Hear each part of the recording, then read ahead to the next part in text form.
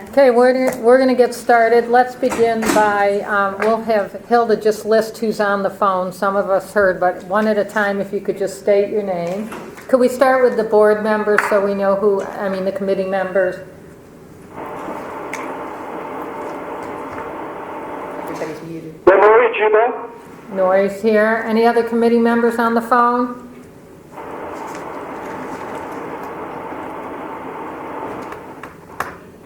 Okay, how about other people on the phone? Candy Armstrong here from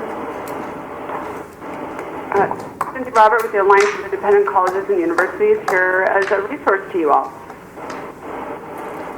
Anybody else? Marla Edge, Director of Academic Agreements, Oregon Tech.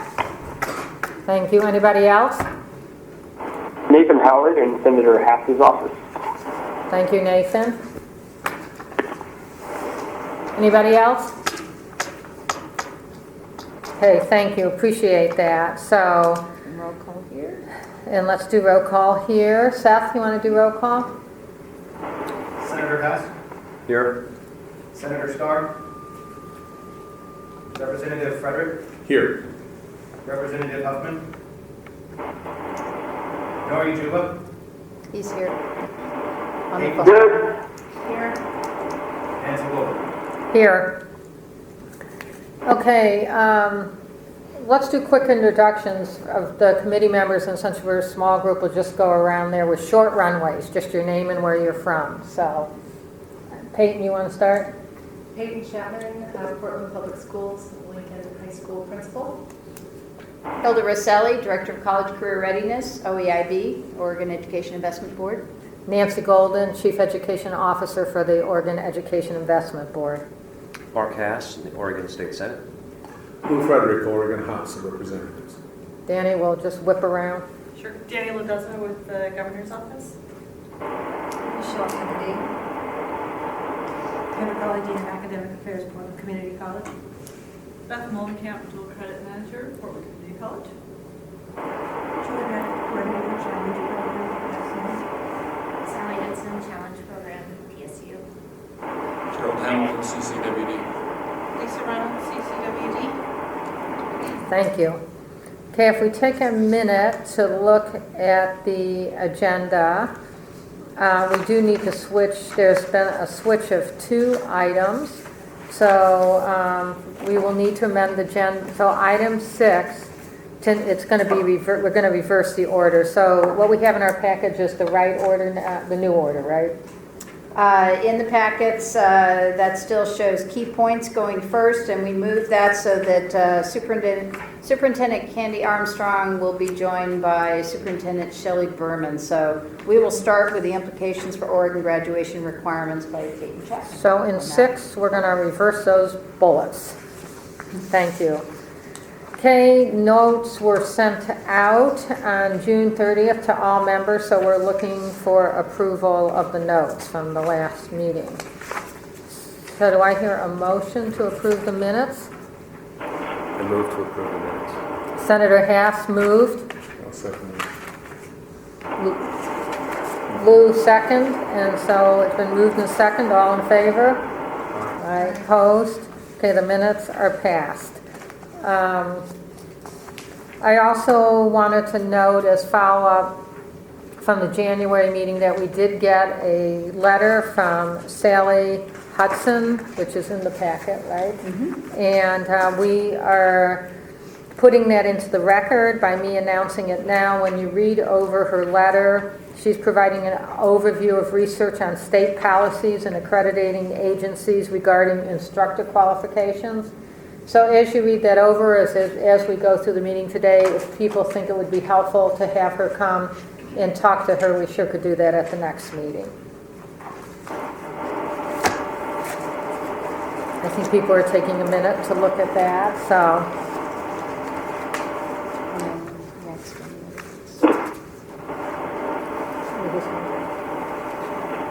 Okay.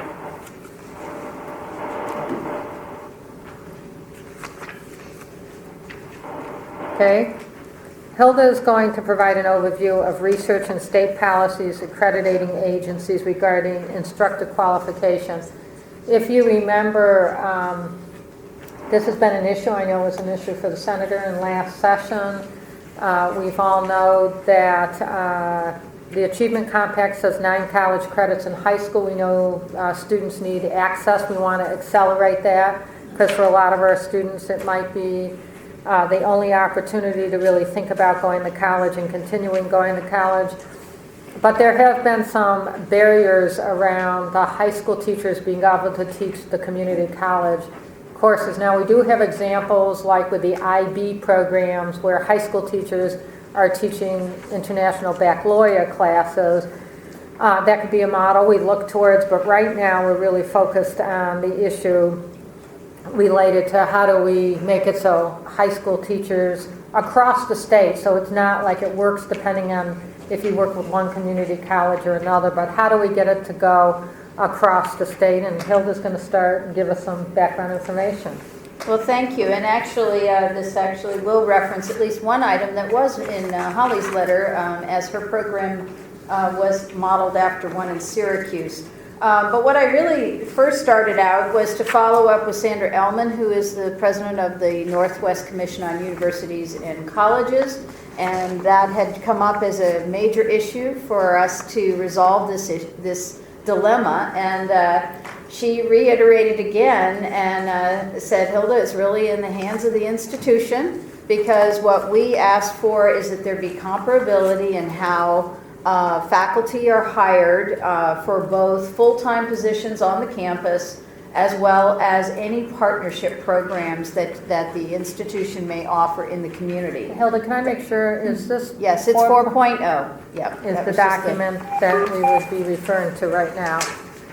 And so that led me to do a little bit more research on different institutions, different states, and pulled quite a bit around what some states are doing. We found that 37 states have actually put a reference to instructor quality in their state policies, and 8 of them don't do that. And yet, when we looked in depth at some of these, we learned that there were some interesting variations. So what I've tried to do here is to just highlight some of those that were just a little bit unique.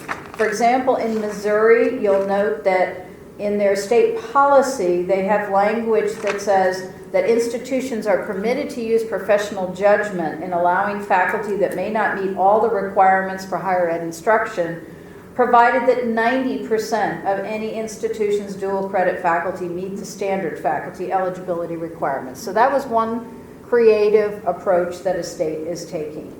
Arizona, and this is actually a common model in many states, that every community college assembles an advisory committee, and they meet regularly to select the faculty and then to develop their plans for how they're going to support them throughout their time that they're teaching in the high schools. In Idaho, notice that the language allows or provisions made to ensure that instructors are capable of providing quality college-level instruction. So again, some language here that another state is using. Kansas had a dual process that said, okay, here's what we ask for if the person has a master's degree. Here's what we ask for if the person has a bachelor's degree. They had to have more course credit in the content area. In Minnesota, they've actually used part of their basic revenue to actually provide the level of money necessary to pay for the courses that the teachers need to take to get certified. In North Dakota, they use the language preference would be given to teachers holding a master's in the content area, and it's only one criterion considered in the employment. In South Dakota, the word typically. So it's just interesting how each state has done this.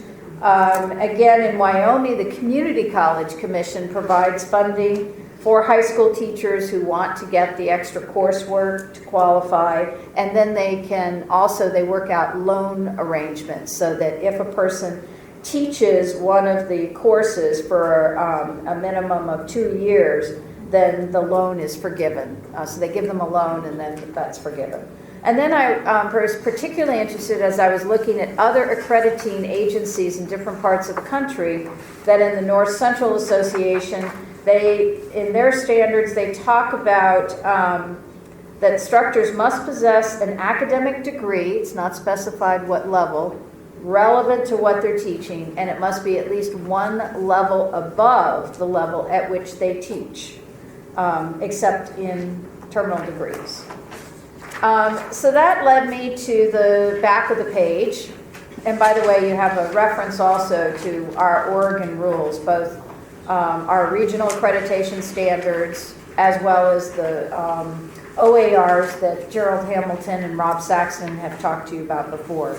But the back chart, where I called it a draft equivalency chart, is for our discussion today to look at whether or not there are some proposed ways that we could come up with a list of equivalencies, if you will, that could be used, that still honors the unique nature of the institution and their autonomy, but gives us somewhat of a statewide way to say there's more than one way for somebody to meet the qualifications. So I know that there are lots of challenges even with this model, but I thought we would start with just a discussion about impressions that the committee members have about this. What thoughts do you have? What other nuances would have to be considered, and Okay, so next steps? if we all look at this chart here, and I think the idea of the chart is if there's consensus, you could say any of these combinations could get you so that you could That's teach the a idea. class. So let's take a few minutes to look at it. So the first one is your typical, and I realized we have to start at ground zero. Everybody has a bachelor's degree. I started to put master's only, and then I went, well, wait a minute, you need to acknowledge everybody has also earned a bachelor's. And in some cases, it might make a difference if the bachelor is in the subject area. So the first column is just that, and then the pluses indicate what might be equivalent, and you can certainly read this, so I'll give you a moment to look through it. And people on the phone, you have this in your in the materials that were posted and the materials sent to you, Nori. What's IHE? Oh, I'm sorry, I owe a dime. Institution of Higher Ed. We're charging people in our operation if they put acronyms. We're getting rich. Yeah. But we're getting better.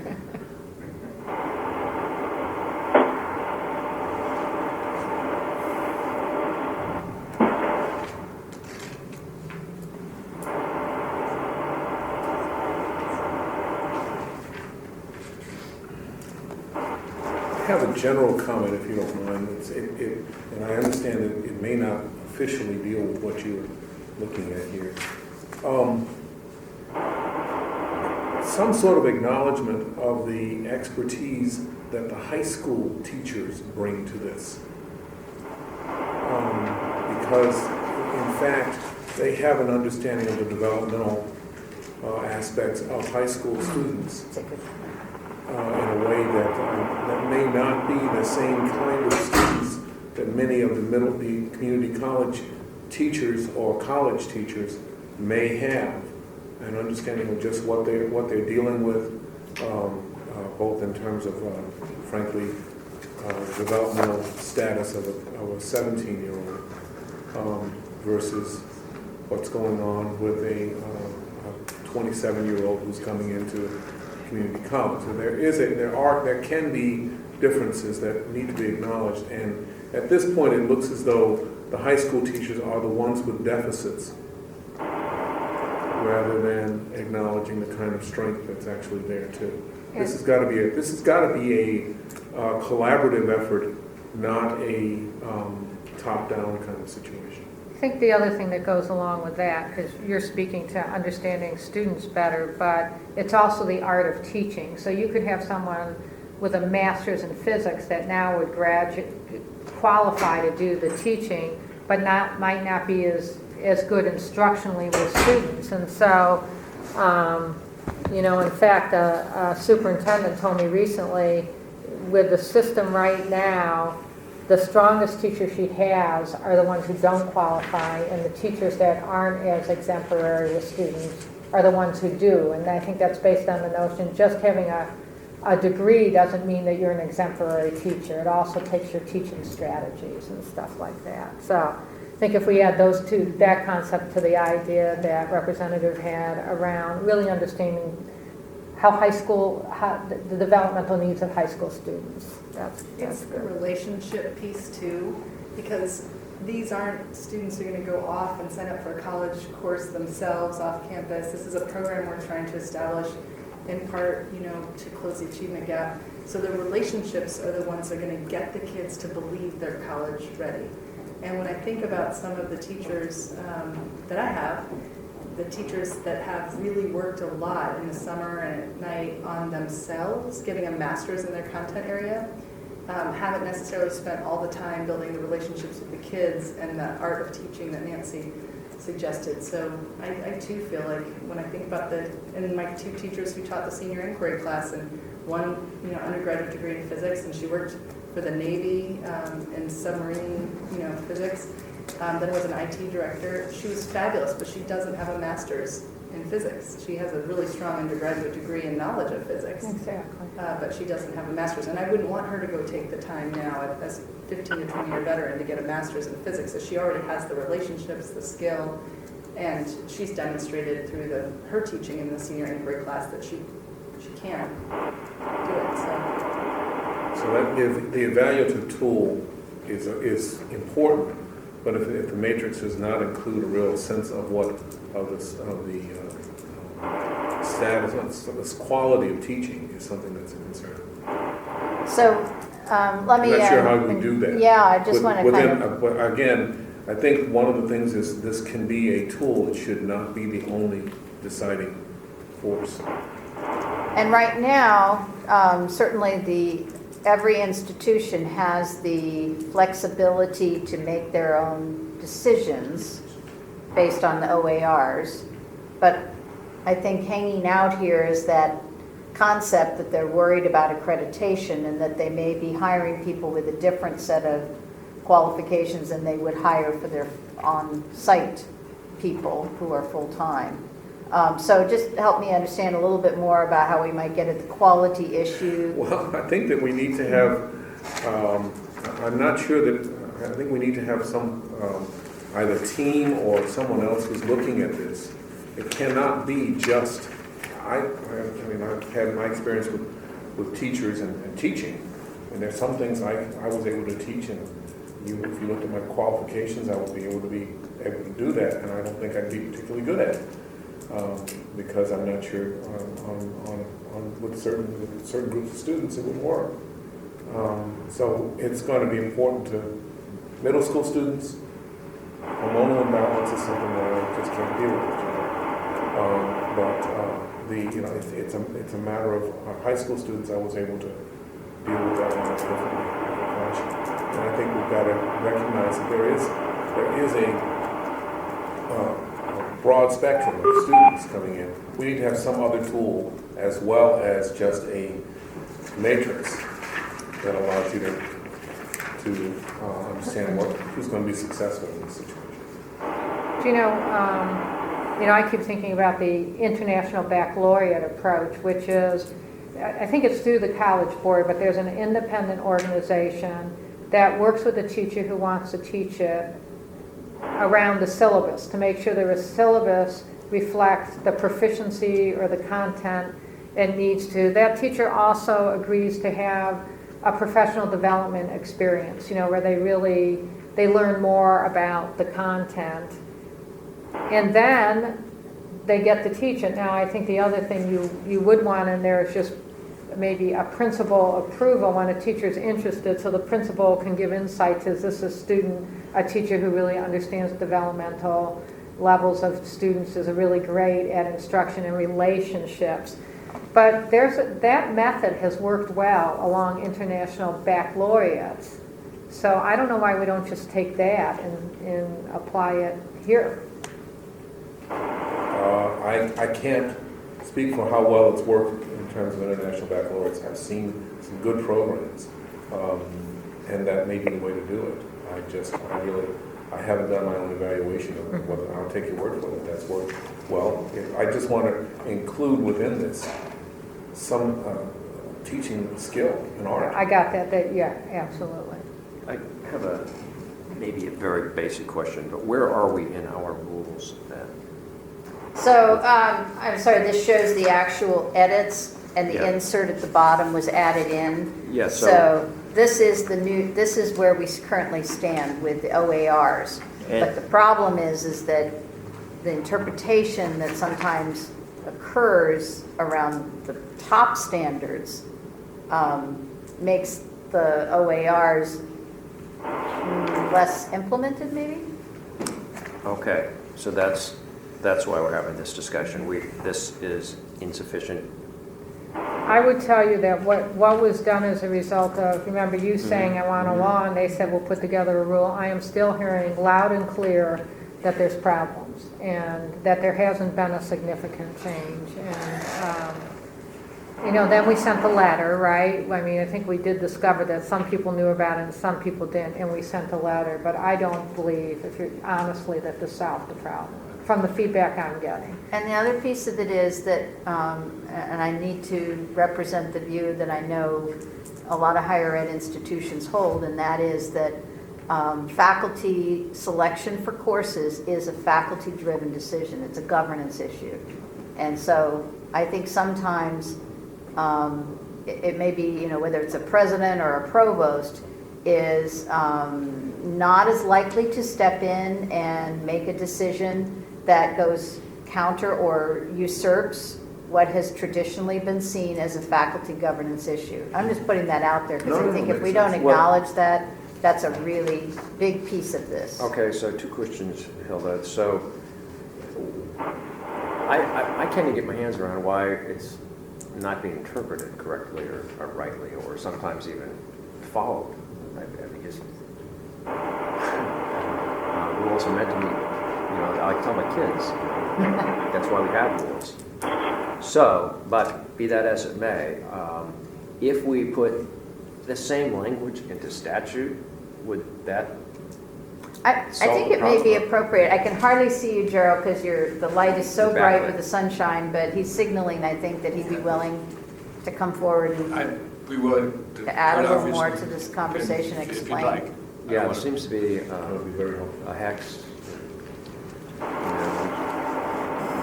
It was a year ago at the legislative session, as you get ready here, that the call was made. I went against my own instincts to say, okay, Part 1 students got a rule, we won't put it in law. We think that's going to work out better. Okay. We have done, very good, for the record, my name is Gerald Hamilton, thank you for the chance to come forward. The colleges are in the process of implementing the policies as suggested in the OER that was passed that allowed them to have a policy to do that. Has every college implemented that policy? No, they are in the process of doing that. We found one college that didn't know, but by and large everyone else knew the policy. I think that they're working very hard. I mean, as a president, I waived numerous folks. The thing that I having been a school superintendent and a college president, I completely understand your perspective. I mean, I had honors English teachers who were master teachers that had taught for 20 years in my high school and when I was a high school principal, and I understand that. I guess what I would ask you to consider is that there are a couple pressures on the colleges that have to be taken into consideration. Number one, dual credits they're perceived as their courses. They are the college's courses at the high school. That's how the accreditation looks at them, and so there is a need to ensure quality. And it's very different than the K-12 system. I mean, academic degrees are one assurance of quality. We can argue whether that's a valid assurance or not, but it is in the higher ed world one of the standards of quality. So I don't disagree with anything you've said, but I think that we have to be very cognizant of the fact that they are college classes taught at the high school. I mean, because they are going to be given college credit, and that's how they're going to be perceived. and that the colleges have a strong requirement to make sure they're of quality. And we talk about syllabus as all dual credit courses that I know of, and I mean I use the word all, a little bit carefully, but all dual credit courses have syllabuses that align completely and outcomes that align completely to the college syllabus of the course that they're teaching, or we would not be able to give them that credit. Doesn't mean that the day-to-day instruction is the same. Obviously, we don't do that at the college level, but the syllabus, most of the time the reference material, most of the time the material that's used, and certainly the outcomes are completely aligned to those courses, or we would not be able to give those credit. So I guess that's my input. I think those are the cautions that I would bring to the table, and I think that given some time and moving forward, I don't think that there's a reluctance from the college presidents to do as much as they can to make dual credit work. It's in their best, and they want to do what's right for students. I mean, clearly they're in the business of doing what's right for students. I work a lot with school superintendents, and we have a COSA school superintendent college president group that meets periodically, and I hear their frustrations, and I understand that. However, I think that given the process established in rule now is in my view, still a reasonable alternative. Now, clearly there's no statewide scoring guide or matrix for what constitutes a set of waivable criteria. And I, having waived many, provided and signed many waivers over my 5-year tenure as a college president, it oftentimes was difficult. I find that a hard concept because it was really about that. I wanted, number one, I asked my department chair to go out and meet the faculty member to understand them, to work with them. And so the evaluation wasn't always a piece of paper evaluation or where they were or what was the next thing added. It was an evaluation of, are they a master teacher? That's what I wanted to know. I mean, yeah. Gerald, I'm just getting back to this thing. I'm stuck. These are the rules. Right. At some point, can't you just say, here's what we do? Yeah, and I think the college presidents are there. I mean, however, Can I just interrupt please. because I think Sure. I want to get I'm here at real your pleasure. specific to what he's talking about. I believe because it says may be waived, and going to what Hilda said, where a lot of presidents believe they go to the faculty and they trust that the faculty knows the right thing. And right now, because there's a perception that there's a problem with the accreditation or their agency, or there is, many people read this and they go, may be waived. No, just for the reasons I said, I'm not going to waive it. Now, I want to give you an example. This happened last Friday, because this shows how crazy this thing is. That's all I can say about this. I'm traveling with some superintendents to a meeting. This is the story the superintendent tells me. I have an unbelievable teacher.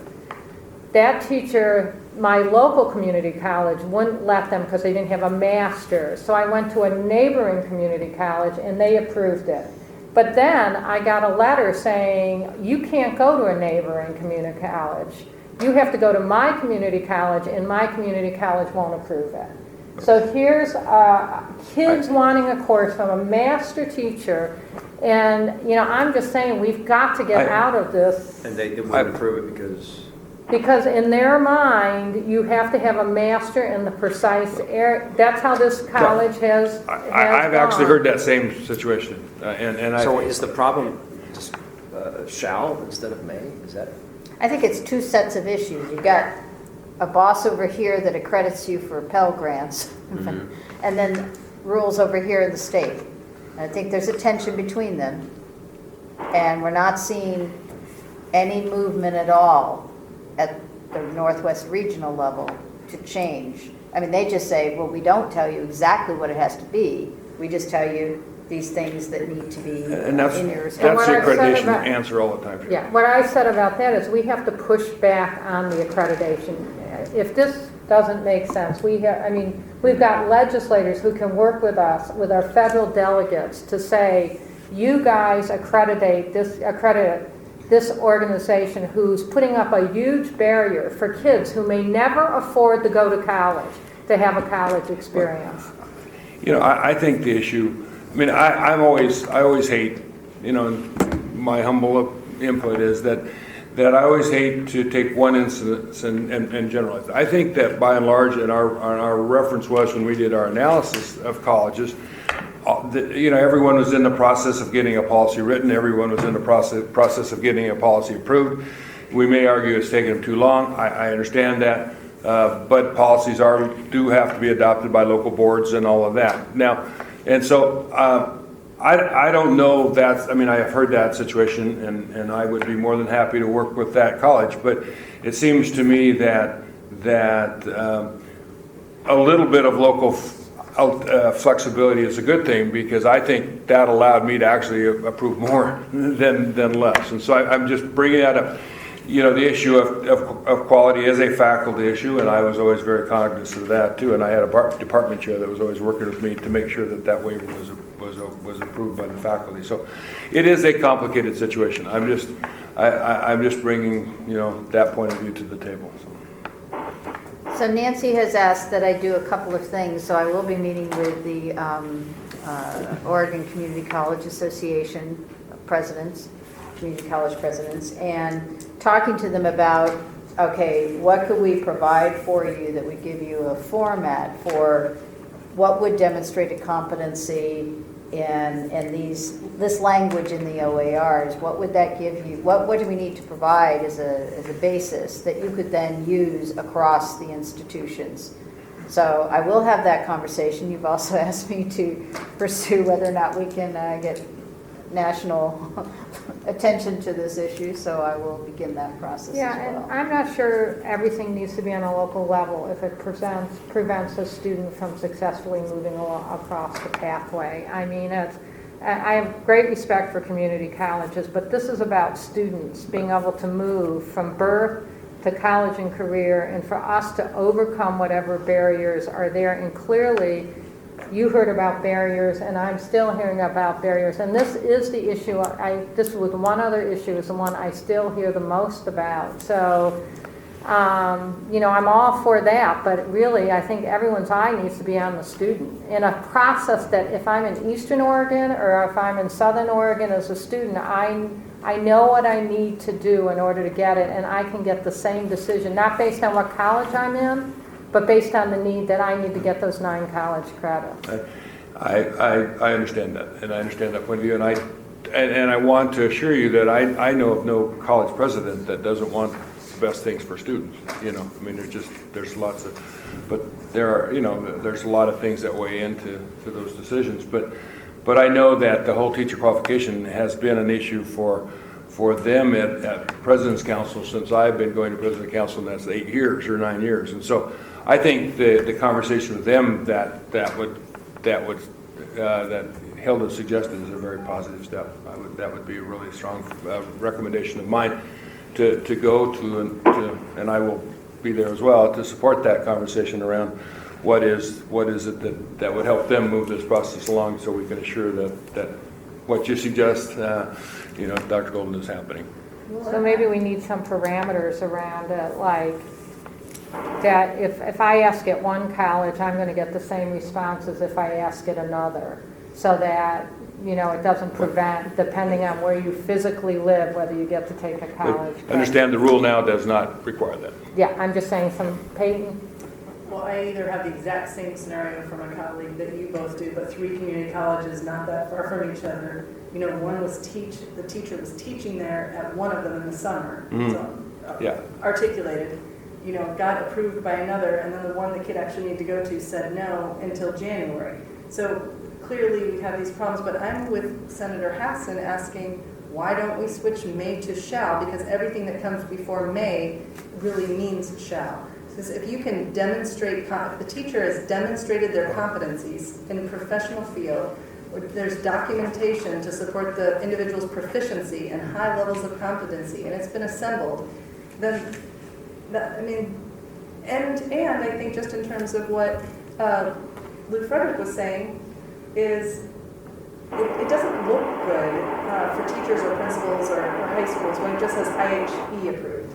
maybe it should say IHE and high school principal approved or school district approved, or so that the weight isn't always on the higher ed not accepting the licensure of the teacher, plus the demonstrated competency, the demonstrated documented proficiency. The only thing I would ask you to understand, and I'm not suggesting that I'm not here to be negative or to argument, somewhat like your teachers have to be TSB certified, and you go through a process of certifying your teachers through TSBC, and so the issue of the colleges through accreditation and teacher quality is a little different, but it is somewhat similar, and so there are two bodies to that, and if we talk about these courses being college courses and being colleges having the responsibility, then the shall, I don't argue whether it's may or shall, that's a conversation we can have, and I'm certainly willing to be part of that conversation. I'm just saying that there are stresses on the colleges, somewhat like your TSBC requirements. But if you get 3 community colleges in the same region having a different answer, that's the may. To me, that's the may. Yeah. Or they each have a different process. Because why would it take until January? That's halfway through a senior's year. I mean, I obviously am not here to talk. I can't answer individual scenarios. I wish I could. And if those happen, you need to call me and we'll work through those. The best we can. So let's just talk about those parameters as we go to because let's just hope that, certainly the senator and legislators, we can do whatever they want, but if it's going to go to the community college, maybe the parameters we need to hear about this, give it a reasonable amount of time, because otherwise it could come out of a recommendation here, or the senator could just decide to take something else forward. So, and I also heard the idea that it needs to be the same for every student, that we don't end up getting this. Any other parameters we want? I heard that there would be, I don't know if it's joint approval from high school and community college, but both parties would be involved. Maybe it'd be recommended by the high school with another action taken at the... I just think it validates the work happening in high schools and the partnership. If, even just for appearance's sake, it says IHE and school or principal or district approved, that it's a partnership. And I think that's fine. I think what's difficult here is we're really trying to create an 11 through 14 system. Right. So it's really not the community colleges system or the high school system. It is a new system where we come in partnership around this. And that's the spirit of the reform. And I don't want to sit here and suggest I don't understand that and haven't bought into. I mean, I'm just trying to share with you the experiences I have from the community college perspective, and I'm not here to suggest that isn't absolutely the right philosophical approach. I'm all for that. I'm just trying to make sure that we're looking at that spirit that you just talked about, Dr. Gold. That should carry the day here. Yeah, John I agree with that. said this yesterday.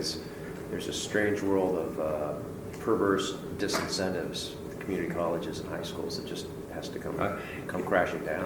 This is one of them. Yeah, I completely agree with that. Matter of fact, at the last superintendent president's meeting, my comment was, we need to get this one taken care of, because it does kind of overshadow everything else. There's no doubt about that. And so my goal here was to come up and bring you the college perspective and nothing more. Not to be negative or unappreciative of the mission, because I'm here because of that. I'm doing the work because I want to be able to do it. And I also appreciate everything you've said, and I'm sympathetic also to the community colleges or higher ed. And I think we really need to be talking with our teacher preparation programs, because when I think back to the 15 months where I got my master's in teaching, so much of it was on methods and reflection, and I think that good preparation would be adding to your content knowledge, and then helping you prepare for that master's in teaching. So half of it should have been, half the credit should have been going towards getting your master's in a subject area, and half towards teaching. Because that would really, you get, and then even beyond, once you get hired, you go up the pay scale in schools. You have a master's plus 15, master's plus 30, master's plus 45. All of that Linda Christensen and Stafford writing workshop work that I did should have been going towards a master's in writing or English. but no one told me, I didn't think about it. So we can be doing a lot with our partners at PSU and Lewis and Right. Clark and, you know, all of our teacher programs too. No, And I just need to also insert that the continuing license, where somebody goes back to get a master's because they have a bachelor's degree that resulted in an initial teaching license, I often see then that there's a lot more focus for the teacher. Welcome to Unified Conferencing. Wow. Somebody's listening in. But there's a lot more focus then on the content classes. But what we're dealing with is a lot of teachers through, because of Measure 5, when they bypass the bachelor's degree, where they might have taken a lot of content in that area that they were going to teach, but they went with a fifth-year add-on program that most of that master's was how to teach. And then they do not go back and get another master's. So they sometimes go back and get additional courses. So those are the other, it's a really thorny issue that I thought was going to be very easy to resolve. Well, I appreciate you allowing me to come to the table and have some comments. And I'm certainly not don't, please accept Well, we look my- forward to what we're going to hear from you working with Andrea around Perfect. a proposal that works for every kid, no matter where they are. And And that's I our just say, let's lean towards the students. On this whole thing, let's lean towards the students. Yeah, I agree with that. Very much. Thank you.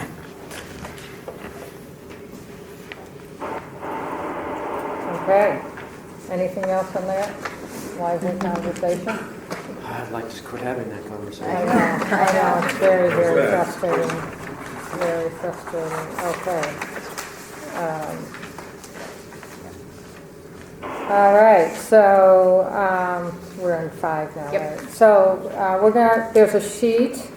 Hilda, there's a lot of sheets, so why don't you point out the So numbers this of the is sheets? 5.0, and this is simply, we went through and sort of identified any legislation that passed during the February session, and wanted to make sure that everybody was aware of those bills, and certainly offer an opportunity for Senator Hass and Representative Frederick, if they care, to speak to any of those that are on that sheet, and particularly because one of these sort of was a related cousin, if you will, Yeah. to the Accelerated Learning Committee work. Well, there were a couple of things actually in here that I did want to. Well, Hilda, were you talking about 1574? Yes. Yeah. And also 15. Well, the other crusade of this is the 1524, which sets in motion a study to look at free community college for Oregon high school grads, and that's pretty well publicized, pretty popular idea. Figure out exactly how to get everything implemented.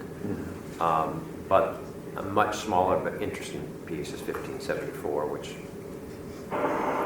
through a crazy way passed, and it essentially says that ninth graders can also earn dual credits. It probably would have been, I envision, one of the many recommendations we'll eventually come up with, and I just thought it was a good idea because that's one less thing we'll have to do.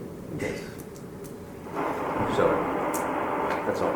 Okay. Well, I spoke about it on the floor because I was concerned about, frankly, younger students who also can earn high school, can earn credit.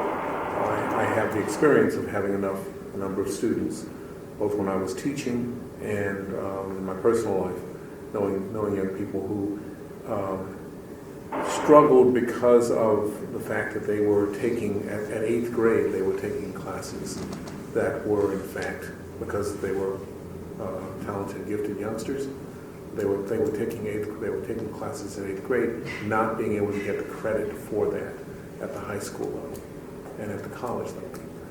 So that's a concern. And I wanted to make sure, and we did not put that within that, but I spoke about that on the floor because I was concerned about those students. I run into enough of them that it's a very frustrating thing because they can find themselves then being told a couple of things.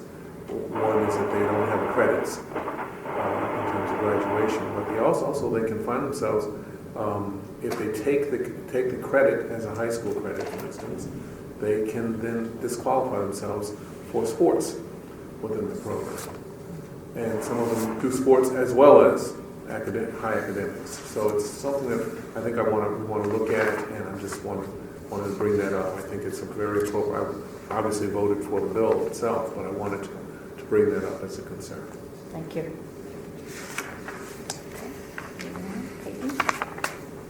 Okay. Probably, I guess, just to double back on 1524, it's just, it's important to understand and keep that perspective that is kind of in concert with what we're doing here. Absolutely. Absolutely. Wanted to speak to 4019 as well. We really do have a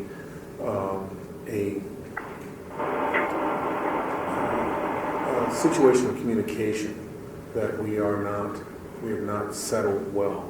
There are enough young people who are, and parents who do not have an understanding of just how to find out about what's going on. And we do not have enough counselors in the schools to help them, because the counselors are spending much of their time crunching numbers and not being able to really spend the time on helping students look towards the future.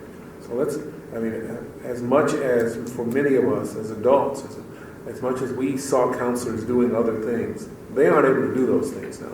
They just don't have. We just don't have enough of them. If they have a caseload that is huge, and their expectations are different, then the ability to talk with students about what their future might be in terms of either college or career or just becoming a junior.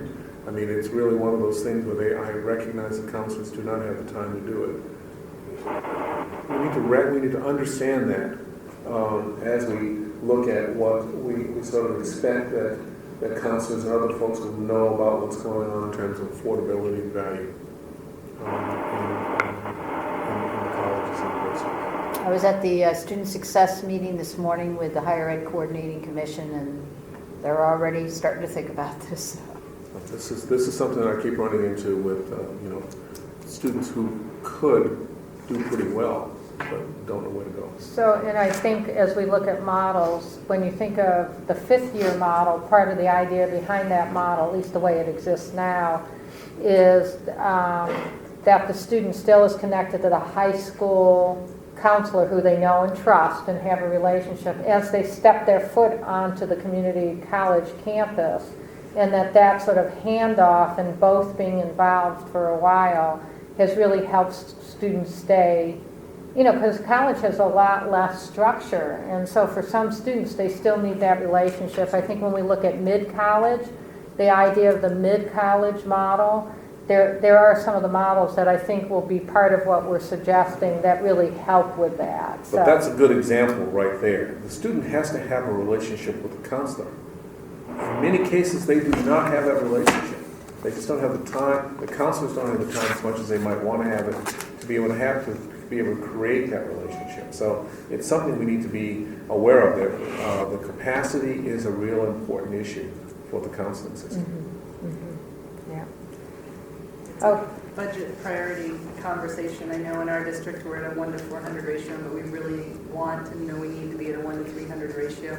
And then I would say, again, the partnerships with higher ed and schools. Some of the most productive college conversations we've had are when PSU's MECHA will come over to school and students who've been through the exact same process will explain the process in multiple languages as needed and bring in parent groups. And so a lot of good things. It doesn't cost anything, but reaching out to your Black student unions and your MECHAs and of course some rural schools don't have those same opportunities. So we need to figure out a way to get all kids onto college campus or the college people to do those presentations in multiple languages at night or during the day, depending on those parents or students.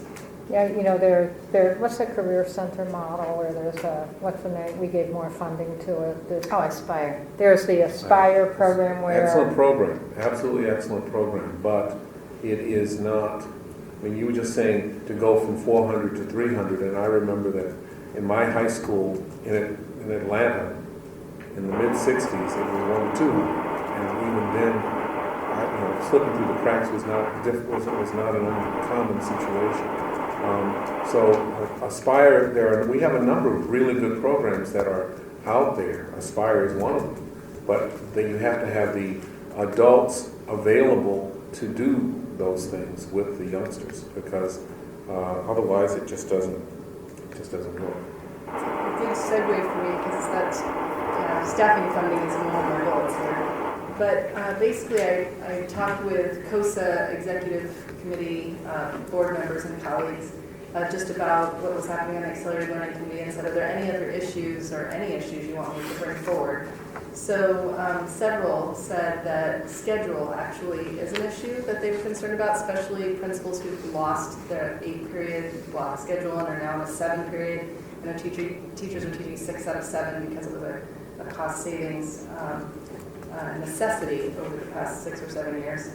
And they're worried about trying to get kids to meet all the current state graduation credits and provide access to earning 9 college credits, particularly on a 7-period schedule, and especially for students who need many support classes, credit recovery classes, remediation to graduate on time.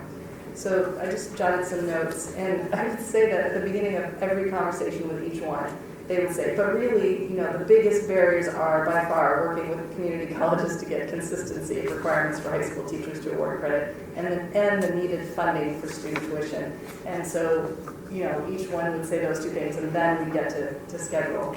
But just the schedule impacts the number of opportunities to earn graduation and CTE or college credits. So if you're on a 7-period schedule, you can earn 28 credits over 4 years. And if you're on an 8-period schedule, you have 32 credit opportunities. So if you're an ELL student or emerging bilingual student, you can get those ESL support classes. And if you're a student with an IEP, you can get a resource center. And if you're a student who's just credit deficient, bombed out in 8th or 10th grade, it's just so much easier to get them back on track with the hope of getting college credits in a schedule that offers more opportunities. The staffing funding. So when we talk about needing to fund the tuition, principals are also saying, just because of the last 6 or 7 years, we also need to fund the teachers so they're not on these schedules of 6 out of 7 classes in a 7-period, that we could maybe go back to something like an 8-period more across the state. And I know we're making progress on that. And the shorter classes, when you are teaching 6 out of 7, it carves up the day into 55-minute classes, not aligned to college schedules.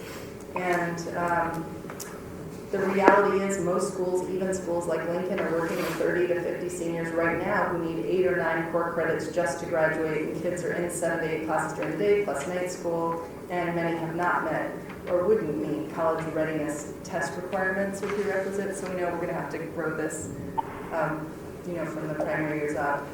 But the block schedule, really does help kids access college courses. And then in rural areas, they're worried about the state transportation, and even in Portland, some schools farther out, when you have to release a kid, they have to take public transportation. It can take 2 or 3 hours just to access a class off-site.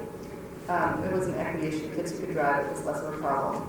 And then right now, at least in some districts, the teacher contracts don't accommodate extended day options, because dual credit opportunities could be offered in high schools on a 7-period schedule, and then your periods 8 or 9, could be after school from 3 to 7 p.m.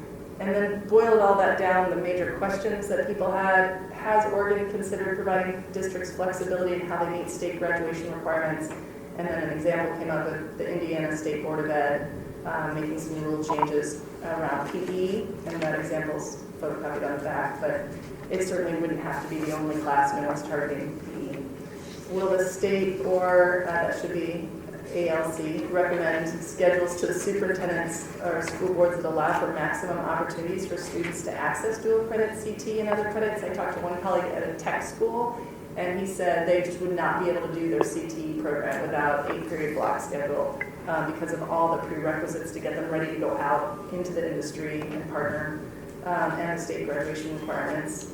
Even if you're not talking a tech school, you're talking an IB school. IB does not like to approve and has said they won't approve new schools that are not utilizing block schedules. So whether you're talking college or CTE, certain schedules support success in terms of accessing college and career opportunities, and I think, we referenced that earlier in the early college impact study, that most of the students who successfully access college credits happen to be on block schedules or were co-located, and that's the last one. Will ALC recommend co-locating current or future higher ed campuses on current or future high school campuses as the state grows? Could there be matching funds prioritized to districts and schools who partner with higher ed providers to streamline and more seamless access to 914? It just would take down some of those actual physical kinds of barriers. Of course, as we move to more technology, maybe we won't need them, but I think I've represented my 912 colleagues from around the state and in Portland with 2 of those.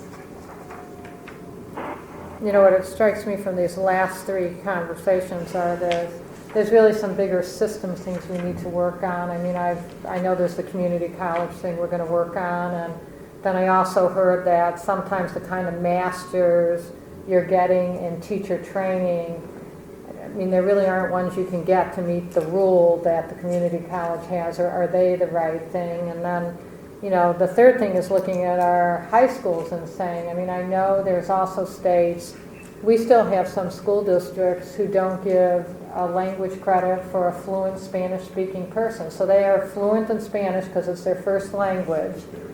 They're fluent in English.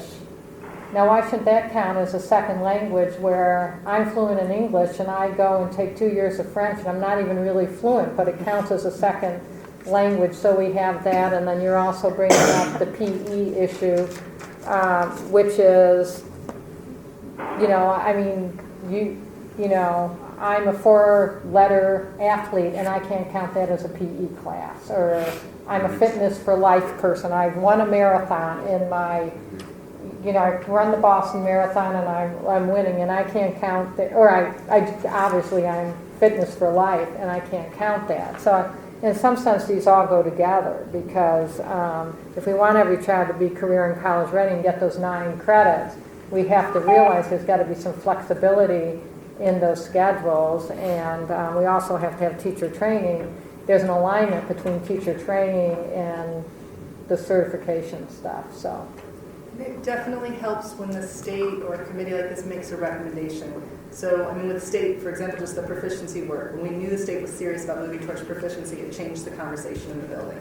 A principal or even a superintendent can really say, well, this would be really great, please do it, but when the state gets behind it, it makes a difference. Just people listen and are willing, it happens more quickly. So some of these could be state or committee recommendations would be really helpful, I think, for the principals and even the school districts and those boards to follow. This particular proposal in terms of the PE credit and music credit and other things, that has actually been around for at least 20 years that I know of. In the Portland schools, it was something that was brought up on a regular basis.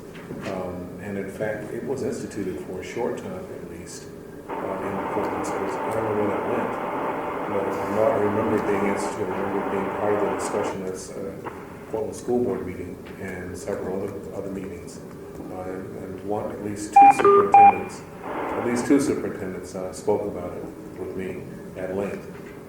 Again, they couldn't believe that they couldn't get credit for those kinds of things. So it's a cost. That's still an issue. I think staying student-centered, we really are moving in all these conversations to more of an individual education plan for each kid. So I'm thinking of our wide receiver. He is fit, active, and healthy all the time. He's still struggling, with some academics, or needs to, have access to CT or college and career classes. So for him, maybe dropping PE, well, not dropping it, but meeting the standards through a flexible way of demonstrating proficiency, because it's really important. I mean, everything about PE and health it's important. But for a different kid, they would have a different educational plan, and they're passionate about automotive and cars and doing things with their hands. They don't run around and get tons of exercise. They need PE just to stay fit and be healthy and learn why that's important in their lives.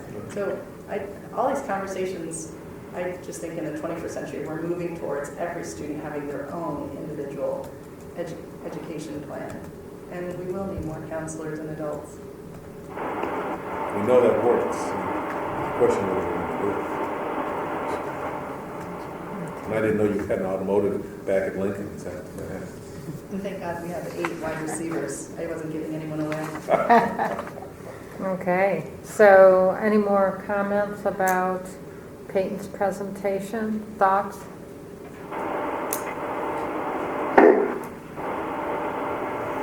Okay, so, Shelley, Candy? did you join us yet? Talk about Candy? Yeah. I know Candace is on the phone. Candy. Yes, I'm here. Shelley, I'm on the phone also. Shelley Great. Berman.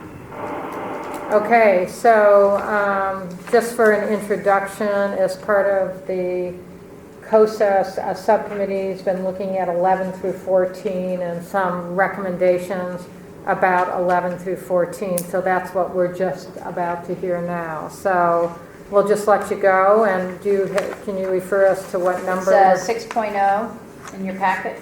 There is a one-pager that Shelley used yesterday when he walked us through barriers and solutions. I assume that's probably what we're going to do today. And then there's a detailed paper that follows that with more explanation about each barrier and solution. So, Superintendent Armstrong, you're on. So, I'm going to turn it over to Shelley since he made it in time to be on the phone, and because he's really done the most recent work with this, but I'll chime in as well as appropriate. But certainly I stand ready to go over the different barriers, but Shelley has put a lot of work into this. Well, I hope you can, is this clear enough that people can hear me? Yes, it is. Yeah. Okay, great, thanks.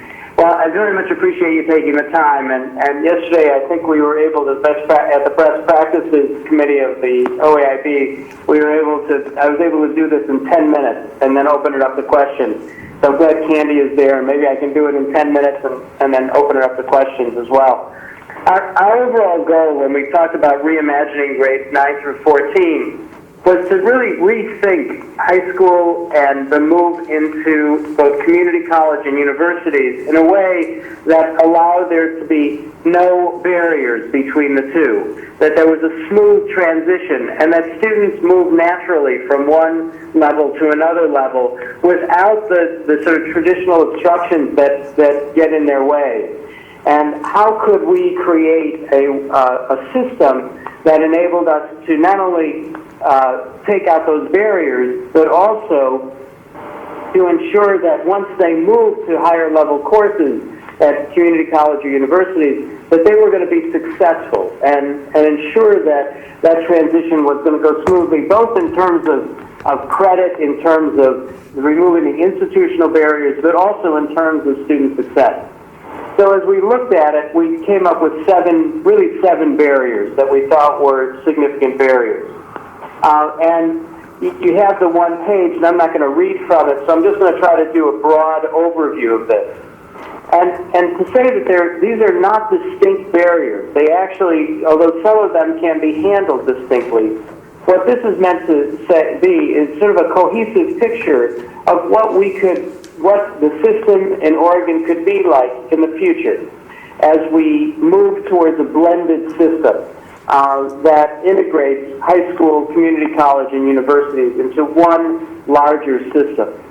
And so the first step in this, our first obstacle, or first barrier, was the fact that we in high schools have not taken the college and career readiness standards to heart in the way that probably we should be doing. And we haven't, although we've moved towards the Common Core, we've worked on Common Core, we really need to take a look much more closely at the depth and breadth of the standards, of the college and career readiness standards, and integrate them more deeply into our classrooms. Now what that entails is we thought, is a significant professional development program that actually brings university and community college and high school educators together to actually plan syllabi that are challenging and rigorous and well aligned, and that present tasks for students that are the kinds of tasks that they will experience as they move on in education.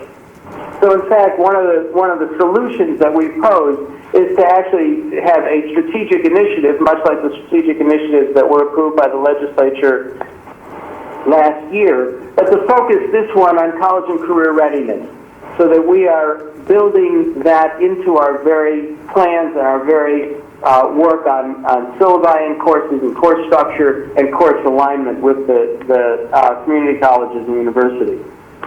The second barrier we experience, and I think it's what you as a committee are really working on, are the dual credit and, in fact, even CTE options. And the dual credit, the obstacle we have there is that we have many teachers who would like to offer dual credit, but are not able to get the certification because it requires a master's in a particular subject area. Now, they may have a great deal of experience, they may have a great deal of expertise, but they don't necessarily have the master's in that particular area. They may have a master's in teaching, and the board of State Board of Ed approved a change in regulations that allows for flexibility at a community college level, but there's still inconsistency there. And so one of the things that we wanted to look at, and one of the recommendations we're making, is to refine those, that the certification requirements, bring them consistently across the entire system of community colleges in the state, and then actually look at a consistent way of supporting those programs and supporting teachers and students so that they are more accessible across the entire state. Another area is certification. Another barrier is around career and technical education. As I think probably people are very well aware, most high schools have disbanded the kinds of career and technical education programs that they had in the past. And what remains are incidental courses, whether it's woodworking or metals or, sometimes there's an auto mechanics course here, but they're not well aligned with the pathways, career pathways in community colleges. So how can we build stronger pathways from our programs to community college career and technical education programs? How can the community colleges play a more significant role? And how can we create a blended system where students will take some courses in the high school and then maybe go to a community college and take other courses? Or, on the other hand, for rural areas, maybe it's summer programs or weekend programs or other ways of blending the work in CTE. But one of the barriers we confronted is in the elaborate process for certification of CTE programs at a high school level, as well as the barriers both for industry professionals coming into education, also for teachers, our teaching staff, gaining the credential to teach CTE classes, and finally, the barrier for community college instructors who are teaching at a community college level, they will not necessarily be certified to teach in our high schools. So we made a set of recommendations about how to streamline that certification process and allow us to have greater flexibility. So that's the third barrier in the way we would recommend overcoming it. A fourth is and this is the sort of core of our the paper, is to say we really need to create a blended system. And that blended system needs to be built on what might be thought of as a full scheduled program for students. Right now, many of our high schools don't provide a full schedule for our high school students, particularly juniors and seniors. So, for example, if we have a 7-period day, many students might be scheduled for only 6 out of that day. Others, if they've taken more courses in the past, more seniors will take a lighter load, and they only take 4 or 5 classes. And if you have 8 classes in a year, you may only take 6. And as our high school students accumulate credits quite quickly, and at their senior year have a fairly weak program that doesn't prepare them well for moving on to college or other post-secondary experiences. So one of the recommendations we're offering is to create this blended system which creates a full schedule, but that full schedule may be community college courses, It may be dual enrollment courses. It may be apprenticeships. It may be online courses at a university. A whole blended system that allows us to schedule students fully and to see that every year in high school is a full year of challenging and rigorous work. Shelley, this is Nancy. Could those be developmental classes too for kids who, you know, need more skill building? We hear from community colleges that our kids sometimes go without the skills. So could it be classes to help them so they don't need to go into developmental ed but could go right into credit-bearing classes? Well, thank you, Nancy. You just went to the next barrier, which is exactly that. One of the things that we've seen and we've talked about as a group of superintendents at community colleges is that the developmental education or remedial courses at both the community college level and at the university level have really not been successful in helping students take credit-bearing classes. And the escalation of the number of students who are in developmental ed is extraordinary. There was a report, Education Northwest was just going to present, and Nancy was there yesterday to see this, but they're going to present a report that essentially documented that from 2005 to 2010, the percent of students in developmental courses, the percent of students entering students in community college in developmental courses went from 47% in 2005, which in itself is a very high number, to 67% in 2010. Now, that's very problematic, and many students and actually the other data that they have that they're presenting is that if you take a developmental course in math, you only have 1 in 3 chances of actually passing a college-bearing credit course in math. And your chances in English or language arts is 1 in 2 if you've had a developmental course. So it's not a highly successful system. So one of the things that we proposed is that we take it on as high schools, and that we use a placement test like the Smarter Balance, use that as a placement test, and then do the remediation right in high school, adjust the program, and then retest, and then have those tests count as the placement for those students. Right now, one of the other things that's fractured... Shelley, can you hold on just a second? Is there any indication, excuse me, this is Lee Frederick, is there any indication that the Smarter Balanced test actually has a relationship with how well a student's going to do in English in community college? You know, that's a great question, and what we said in the report is that we need a consistent system. You know, we won't know much about Smarter Balance until it actually gets administered, in fact. It is supposed to be closely related to NAEP, and the standards will be close to NAEP, and therefore NAEP is correlated well with success in college. So I think you have some relationship, but whether it's Smarter Balance or whether it's another kind of placement test, what I think we're recommending at a core is that we be able to administer the placement test, a consistent placement test that's respected across the state, at the beginning of senior year or the end of junior year, probably the end of junior year, and then get the results, remediate during senior year, and then test again. And that those results be respected by either community college or university.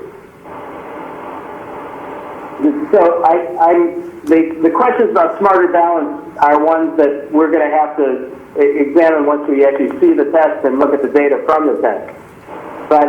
And that we don't know yet. But it is supposed to be highly correlated with NAEP, which should give us some good indication. I appreciate Should I go on? I appreciate that. I am to the point of not just being skeptical, but more cynical about how much the connection is there, and especially since we haven't really seen any indication of that kind of support, in my view, on the trial tests regarding Smarter Balanced or some of the other tests. So am at a point of not being convinced, but we'll see. Maybe somebody can convince me.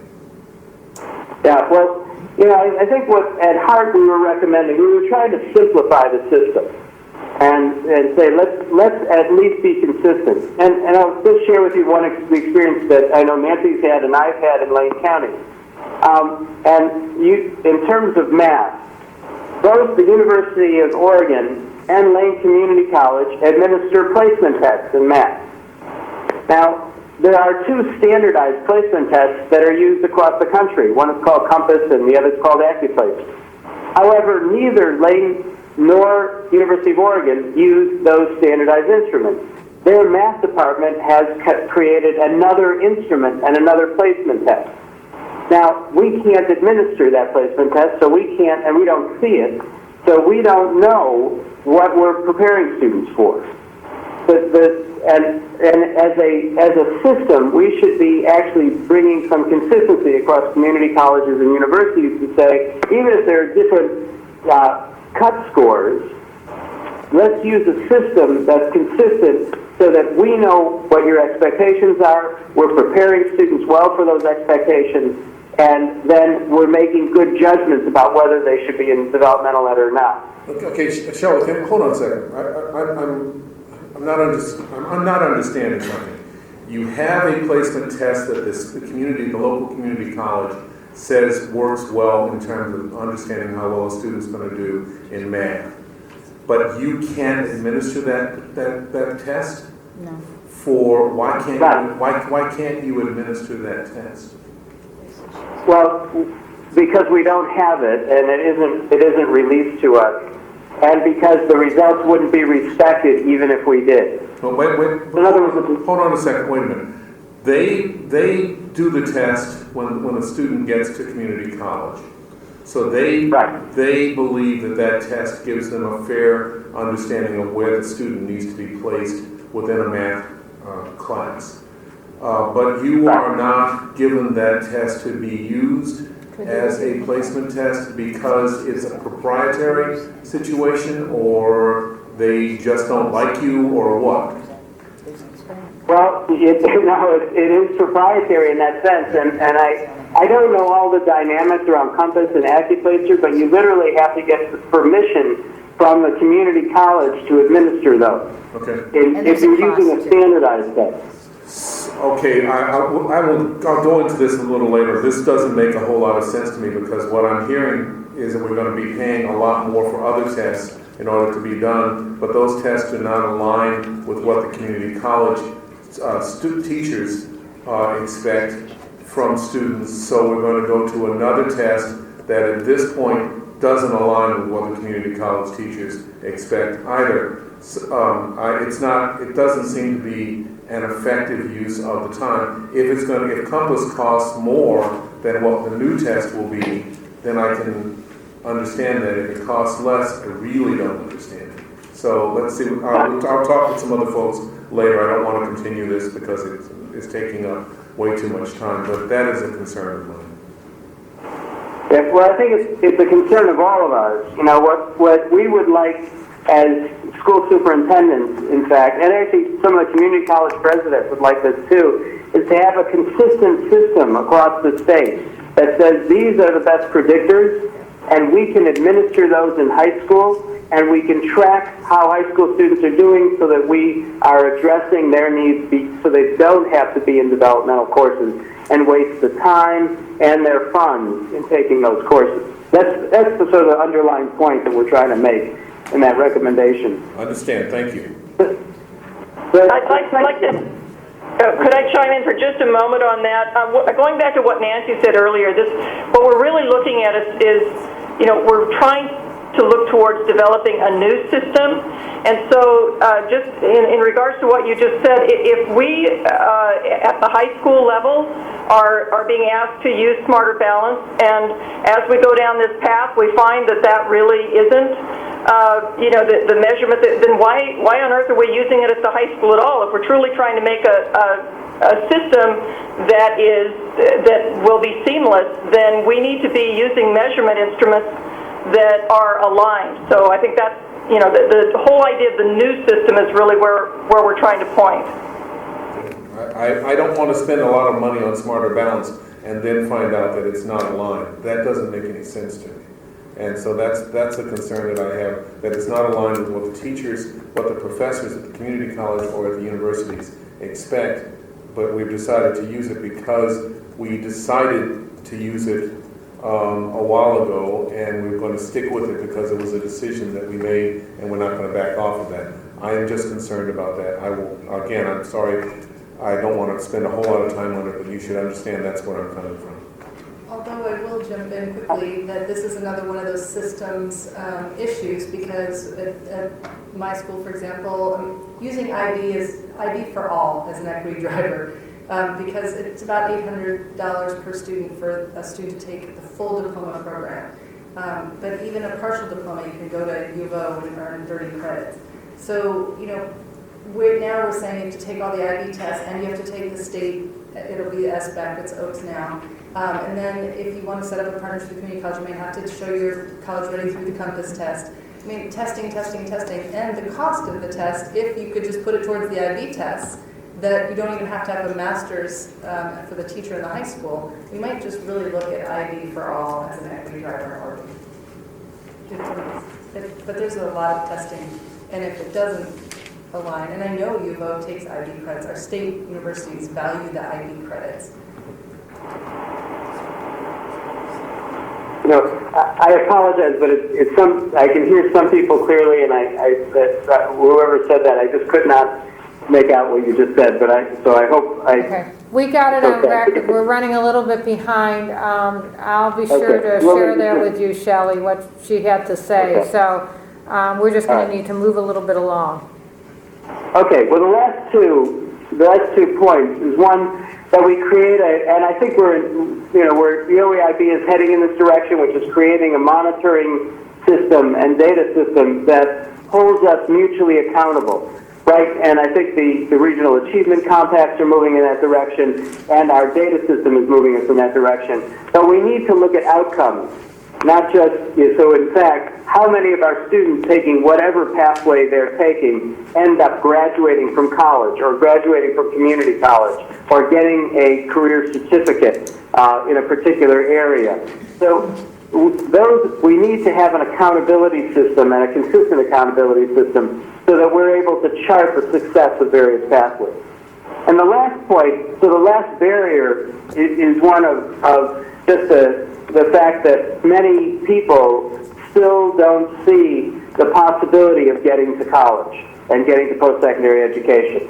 And as we develop the system, one of the things that we need to do is provide what we are calling actionable information to families, many of whom may have their children as the first child to go on to post-secondary education, or the first person in their family to go on to post-secondary education, and how we can both make it more accessible, support them, and inspire them to strive for post-secondary education.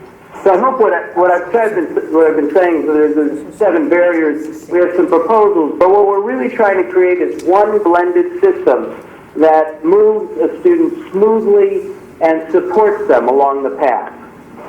So I'll stop there.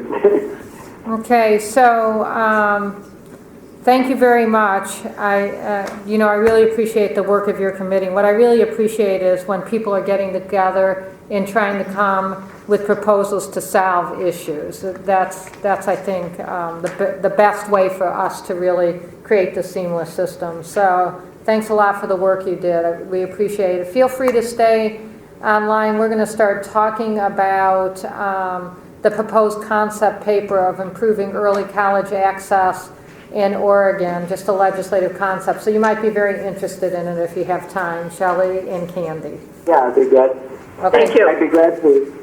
Okay, good. So with that, we're going to switch to number 7, and Hilda's going to tell us what document we should be looking at now. So this is, for those of you who are in the room here, it is a document that was a separate attached. It says for discussion purposes only, improving early college access in Oregon. And this paper is a beginning of sort of a testing out of our conversations that we've had here in this committee and beginning to get a sense of consensus, hopefully, around what we actually will be proposing. I look at our timeline, we have till October, but I know you all don't want to meet for the sake of meeting. So I'm really trying to help us move this along. So the very first page starts off with just a review, so we keep this in our mind, what our big idea was around making sure that every student could earn up to 9 college credits at no cost in Oregon while still in high school.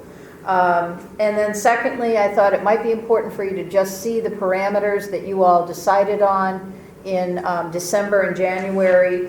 And this included the very first one, which I guess has been taken care of with legislation around focus that this would be available to younger students below 11th and 12th grade. Reiterates the 9 credits, reiterates that just like right now, our dual credit programs are all aligned with the National Alliance of Concurrent Enrollment Partnerships, that we would anticipate that that would still occur. Credit transferability was key for you all as a parameter that you wanted to see in this proposal, and that there would need to be some level of demonstrated proficiency that would be part of the consideration for a high school instructor. I looked through our minutes and our notes and what we learned from members like ECS and added some additional guiding principles. So this is the opportunity that as I look through these or walk through these briefly, that if you want to say, oh, no, Hilda, that's really not where, that's not honing in on what we believe and value here. But I've heard us talk about being very student-centric, that they should be a student should be the primary focus and beneficiary. We know that this has to be a collaborative process involving both secondary and post-secondary institutions. I'm hearing that we really want to embrace this with a spirit of innovation, but also to scale up those programs that are able to provide students with these options. It must address the inequitable high school graduation rates that we have right now, and our and increase the post-secondary persistence, particularly for students of color in our state. And that we have to really look at how we are lowering costs for students overall for their post-secondary certification or degrees, and improve our return on investment. Hilda, could I, because from the conversation today, your example, the example I had, I think we've also come up with a guiding principle I want to check, that a child should be able to get the same answer. It shouldn't be like one place they can get a course and another place they can. If we're child-centric, that a child in Eastern Oregon, anybody should be able to get, it shouldn't be yes one place and no another place. Okay, I'll add that in. Actually, this comes up a little bit under the priority issues that I'm embedding into the document that we believe we'll be ready to bring to this group in the April meeting. One is that access that's equitable, it's free regardless of where you live, and that we recognize this may require the use of online courses to really address areas where geographic distance may be problematic. We're also drawing upon a lot of the quality models and best practices both in Oregon and outside of Oregon. I heard Lou Frederick remind us about the need to reduce confusion for students and their families as they try to maneuver all of the options and costs that are out there. We obviously are committed to college level rigor, and that, here's the other one. When I went to go find out where we might have real gaps in terms of which high schools are not providing enough services to be able to give students access, that's where we really discovered our data systems are terribly inadequate to give us that information. And I understand that some of it, we stopped doing one report after 2011 with the reduction in something, paperwork or something. Yeah, and I think part of the reason some of those reports went away is we didn't have a longitudinal database to pull the data, so people were handing in reports, but there was no way to access the data, so a committee like this could look at it. And that would allow us then to say, well, what happens to those students who are taking advantage of these options? What happens? Is there a real difference for students that are in an IB for all versus another type of an option. We want to resolve the perception of double dipping for students who are in a fifth-year program. I referenced Governor Kitzhaber's remarks to us about that form needs to follow function, and that we address this issue of earlier remediation that Shelley just mentioned and that has come up before, and my understanding is there's great interest in that. That we would also be looking for streamlining placement test criteria. You just heard examples of this and how convoluted it can be. So that would be part of our proposal here. Transferability seems to be clearly important for everything that we do, that it's going to have to transfer cleanly across our Oregon public institutions, that it would include the transitional supports that we need, get students thinking earlier in like 8th grade about where they're going and what they're doing, and of course reduce those certification barriers. So what we're doing here is using two big buckets, if you will, to say there's a lot of different programs by different names, but we're kind of letting them fall under two big buckets and then trying to make sure that we lay out the guidelines and supports that would be necessary. And the first one, for lack of a better term, we're calling it an accelerated college model. This is simply a placeholder for a lot of different avenues that allow students in high school to enroll in coursework that counts for both high school and college. That's pretty simple. We also, I used Senior Plus to describe what we're going to do around these fifth-year programs, with the notion that some students would still be able to stay at their home base, and you'll see how we've addressed some of the issues with that.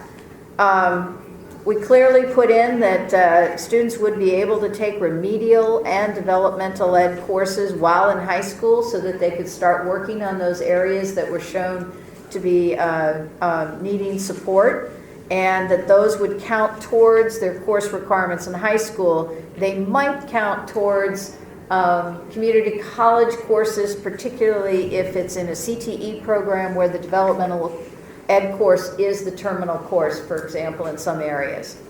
The Senior Plus model, this is for those students who have either graduated by 12th grade or they're going to be on track, and they would also be able to have remedial and developmental coursework accompanying their classes. We've seen some models where that's combined, so you're challenging students while you're providing them with the supports. But we also addressed, and thank you to Rob Saxton, who by June thinks he will have fixed one of the reporting issues that we had difficulties with the fifth-year program, where we were under-reporting students that had graduated because they were still being sort of on the books. So we learned from Matt Gianeschi when he came in and talked with us afterwards, there's some ways that we could fix that, and that's hopefully going to happen by June.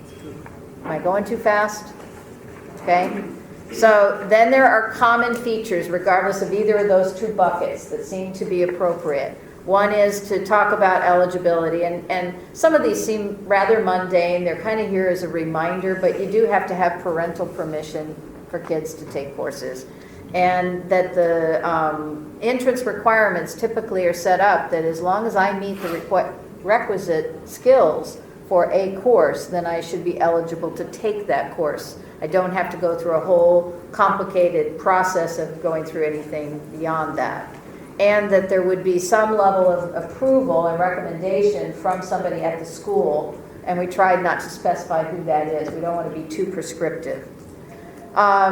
We also said that whatever the state would put forward as a support for this would have to really be targeted to those courses that actually translate to something meaningful. So that's where you heard before that if kids take meaningless courses that don't get them further on the track or they have to repeat, that's not very helpful for them. So we suggested that priority be for those courses that count towards the Oregon Transfer Module or are part of a regionally identified career and technical pathway. And I put regionally identified in there only because although we may want to talk system-wide and statewide, there may be very different needs in one community versus another for what they would like to see for career and technical based on employment opportunities. And then we talked about this issue of what about those students who are not getting access because of where they live. So we've had conversations with Ben Tate, who is already working with a variety of folks around the Oregon Broadband Advisory Council to try to say steps that can happen to afford more access for students regardless of where they live. We're also monitoring the federal ConnectEd grants, which Obama promises will help provide more broadband access. Quality assurances, you can see here that we still want instructors with the appropriate orientation to the course outcomes, the syllabi, the assessment criteria, and that they would also have access to ongoing professional development and interaction with their college faculty peers. Counseling and academic supports, I've called this a shared responsibility because everything we've been looking at seems to point to the fact that it isn't just one partner's responsibility. There are contributions that both partners make to that, and that also, I'm not sure that second bullet, oh, I see where I am. I lost track. The second bullet here speaks about the fact, though, that just like you mentioned, that sometimes students coming in and talking about systems to their younger peers is very powerful. And so we need to think creatively about other tools and 21st century approaches to communication around how to help kids learn about these systems and what steps they need to take. And we have to leverage what is already on the books and required of all high school students, and that is their individual plan and profile. We just talked about this, that we're moving in this direction. We have a document. We're not sure that everybody maximizes the use of that. This would afford that plan a real place to have a meaningful connection for kids. Transferability, I've already mentioned this, that we would probably want to see very clear and definitive transfer guidelines so that students and their families know exactly what's going to transfer and to where, and have that in one place. My understanding in researching this is the registrars actually have access to a little handy-dandy crosswalk, but it's not necessarily something everybody else sees. So we're asking for at least the first year, and this may be a recommendation to the HEC that they convene a group, bringing together the right people, the registrars, etc., to work on that and make that more transparent. Funding scenarios. So there's two different options here. There could be more. The first one looks at an opportunity where districts would receive funding per pupil basis equal to those students that are not in these two buckets, but they would in turn then reimburse the post-secondary institution for the percentage of time and effort, if you will, that the partner is putting into this educational experience for the students. So I gave you an example here that if they're taught by an adjunct faculty for 20% of the day, then the district would pay the higher ed institution either the cost tuition or 20% of the pupil funding. What we have to figure into that is what are those additional, sometimes hidden costs that community colleges and universities need to acknowledge and let us know. Don't forget that it takes some effort to make sure that the courses are aligned or that the registrar's linkages are clean. I didn't say that right, but I think some people know what I'm talking about. Option B is that both the districts and their post-secondary partners would receive state funding just based on their direct costs that are incurred. And again, this is talking specifically with a priority to making sure that those areas where students don't have access to 9 credits, we'd start with that. So this would be that first piece of it. And Senator Haas, this could be where you see that connection to, full 2 years eventually, but this is that first stepping stone. Unlike option A, though, this particular option assumes that districts would be funded on a per pupil basis with the state reimbursing the post-secondary institution for their costs for offering these options. And then we would imagine that the districts would have available unused funding there that could go towards the kinds of supports that everybody has talked about. That's a lot right there to even think about those two funding options. We're not asking you today to make a decision about where you stand on that, but I would like to just close with looking at the issues that we're still resolving. I've looked at a lot of state policies around what happens when the state is paying for something like getting courses for kids and then the student doesn't pass it. And you can see that there are some different ways. This were my personal opinion, and when I talked to Nancy about this, we both went, my goodness, with poverty levels where we are right now, this just would not feel right to say, and by the way, if you don't pass that course, the parents and student need to pay for that. One option that we found... it could also discourage them from even Absolutely, absolutely. We did find that Illinois tried to deal with this through a policy where they permitted late withdrawals from the class or allowed a student to take it on a pass-fail basis. That won't work in certain courses, so we'd have to be very thoughtful about the pass-fail. And I could see that this could be a barrier for some institutions that have a pretty tight calendar timeline. So that's not necessarily the perfect answer. And then course transferability. I've mentioned this to the HEX Student Success Group and have had conversations with Ben Cannon that we could see that this might be a task that they would need to take on to help bring that to be cleaner, tighter, smoother, and make it simpler for everybody to understand. And then the last one, I don't think you need to hear anything more about since we spent quite a bit of time on instructor qualifications. So, and you kind of know where we are on that. So this is a straw poll or a red balloon, whatever you want to call it, to sort of see if this structure for the paper that we are working on and the proposal that would come out of this is in line with the thinking that we've all heard here in this committee and with the direction that you want to proceed. So it's open for comments, dialogue, discussion. Lou has his hand Only up. one comment that I had. Only one, really, truly. I mean, there are others, but the one that concerned that came up for me right away was, frankly, the quality issues regarding online courses.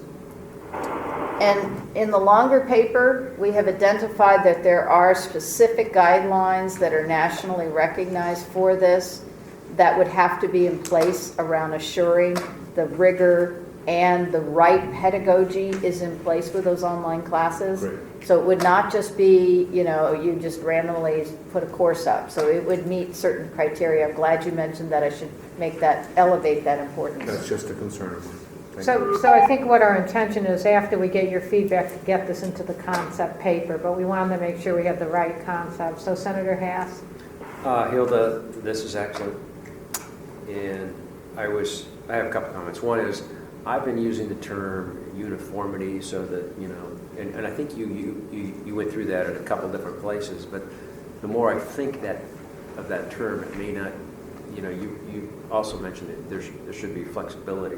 Maybe, things look different in Astoria than they do in LaGrant. Mm-hmm. And so, but I do want to get at this thing where, Beaverton does a great job in dual credits, but Mingville does a terrible job. That just isn't fair. So somehow getting some... Welcome to Unified Conferencing. Uniformity. Thank you for that. So I think this hits it all. The tough nut here is the money and how we're going to do that and how much it will be. We have estimates, but it's perhaps a little preliminary to run those out. Okay. And then I think if we, as we get further, into the summer maybe, it might not be a bad idea to have someone from Legislative Council start attending these and start drafting. And I'm not sure that's a great idea, but we've done it the last 2 cycles with Senate Bill 242 and with the governance system in higher education. And because they were in early on, I like that. They developed some of the nuances and even had some refined drafts for us. You feel much better. Yeah, that sounds great. Yeah, and and then they raise questions and they say, well, when you say, post-secondary, do you mean this or do you mean that? And we right. go, oh yeah. So We need a glossary too. Yeah. I think this is a great first swing at this. Yes, absolutely. Peyton? We've captured my top issue under priority issues number 2, best practices. Just maybe because I really was impacted by this, successes of the early college and middle college models, and you can put a lot of money and even political will into it, but when you look at the results, you had a 50% higher result rate if you followed the best practices. I mean, if there were block schedules, if there were balanced calendar, if there were co-located campuses, so that the most successful programs were getting historically underserved and high-poverty kids actually on the campus because they were co-located in some cases. So as those best practices that we spent a lot of time talking about, I somehow want to get that message out to the school boards and the superintendents and the principals and the higher ed, because it won't just magically happen in my experience. We've looked at everything from small school models to, and there's some really good research in this binder you gave me. So somehow I want to get that out to the people who will actually. One of the things I'm grappling with, though, as we shape this for you all, is that need again around it may work when students can drive to a place or have close location, and then in another community that may be totally unrealistic. Yeah, so providing enough autonomy so that schools and districts and leaders have flexibility to do what's best for their kids. But at the same time, sharing the research and the evidence-based thinking that will help people be more successful right off the bat. So let's see if anyone on the phone. Welcome to Unified Conferencing. Nori, do you have any input as a committee member?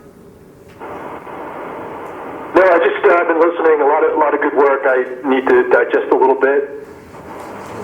Yeah, I just really do want to acknowledge Hilda at this point. I mean, Yes. we all know she's extraordinary, but here's another example of really taking the work we've been doing and putting it into the concepts that will become the report. We can do the budgeting, work with the council. So thank you so much for your incredible leadership on this. Maybe we should talk about next meeting, because it seems to me, and for Shelley and Candy, do know some of the concepts you came up with. I hope you see them reflected in this paper. So I know you've been working with Hilda right along, so I appreciate your leadership around bringing us something. I would also just acknowledge, too, that some of the community college folks have also been able to give me some insights also to really make sure that this is a balanced Great. look. So the community college people, too. And so it strikes me that what would be good next time is not to have anything else on the agenda other than maybe you'll have this in its next form, and I don't know if that's the beginning of a written report or what, but that we really spend time on this, because to me, if we start from this and then say anything here we don't want, or, I mean, I sort of heard a sense of, I got from at least the two legislators here, the idea of having people pay wasn't where we wanted to go. Am I right? I see both of them. Yeah. So that's something we could take out and say we're not looking at that option. You heard earlier about hoping community colleges will bring us something that will do the one on the back, so that those things would get wrapped into this. But next meeting's really getting down to feeling like this is what we want to come forward with. Not as a final product, but more input, and then maybe the next time. Does that seem good, or are there other things you think? It does. I will also suggest one other thing. I think now that we've got some concurrence here around these concepts, I need to probably go look at some of the nuts and bolts that we may not have the nuances on, just to make sure we don't run into a brick wall that we could have thought about carefully and come up with a solution. So that would also be what I'd be doing between now and April. Yeah. And I just want to acknowledge the tension between letting people do more what they want in their region. And when we're from the state, our responsibility is for 550,000 plus students in making sure they all have the same opportunities. And I know there's tension when you do that, because I believe deeply in things get created on the ground. But I also believe kids need equal opportunities, so I think we need to keep that in the forefront of as we move forward with this report. So, do we? Yeah, go ahead. I want to say that I agree with you on that. I just want to make sure that we also recognize that we are not expecting kids to do exactly the same thing. No. Equal opportunities is a different issue. Yeah. And unfortunately, when it comes to some state ideas, we expect them to do the same thing. Yeah. And I just want to make sure that we understand that we've got some real changes. I'm looking at these pictures up here in Eastern Oregon and PSU and whatever. There's a real difference when you get over to North Powder and you're talking with them about what they really want to be able to be accomplished and what they can do at a distance education and those kinds of things, as well as what's really possible. You've got a major mathematician who might be growing up right now in Union County, but they won't know how to be connected.